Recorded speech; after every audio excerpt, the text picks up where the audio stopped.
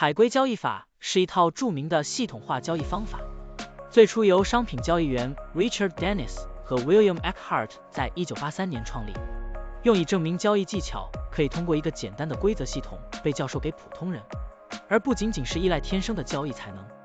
海龟交易系统并不限定于特定的商品或市场，它可以应用于股票、加密货币、期货和外汇等各种市场。现在，我们就设定一些参数，让 Stocktiny AI 帮我们生成程序，对京东方 A000725 深圳进行回测计算。设定参数如下：头寸规模，使用每次加仓 20%。入市信号，当市场价格高于过去20日的最高价时，视为买入信号；反之，低于20天最低价时为卖出信号。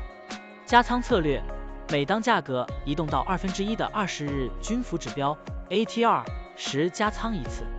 运行时间从2023年1月1日到2024年5月10日。交易手续费设定为 0.10%。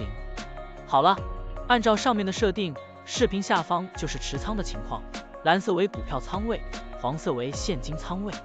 累计交易18次，期末持仓价值 96,882.00 元，盈利负 3.12%。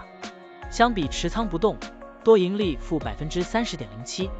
如果你希望使用更长期的信号，可以把参数修改为跟踪55天最高价突破时建仓，其他参数也按照55天周期来设置，这样就可以得到新的回测结果。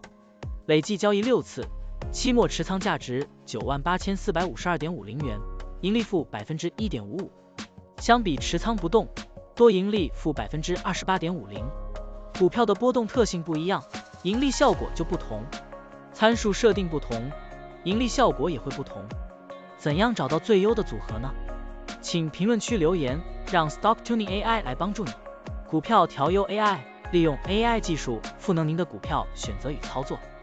本站内容不构成对任何人的投资建议，您应当基于自己的独立判断做出决策。扫描二维码获取文字稿，欢迎点赞、评论、转发。